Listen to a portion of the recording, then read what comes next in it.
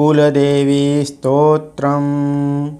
नमस्ते श्रीकुलदेवी कुलाराध्या कुलेश्वरी कुलसंरक्षिणी माता कौलिकज्ञानप्रकाशिनी।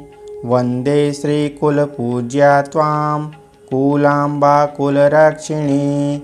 वेदमाता जगन्माता लोकमाता हितैषिणी। आदिशक्तिसमुद्भूता त्वया हि कुलस्वामिनी। विश्ववन्द्यां महाघोरां त्राहि मां शरणागतः। त्रैलोक्यहृदयं शोभे देवी त्वं परमेश्वरी। भक्तानुग्रहकारिणी कुलदेवी नमोऽस्तु ते। महादेवप्रियङ्करी बालानां हितकारिणी।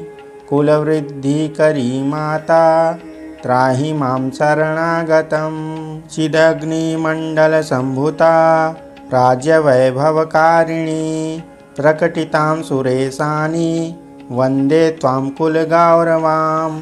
त्वदीये कुले जातः त्वामेव शरणं गतः।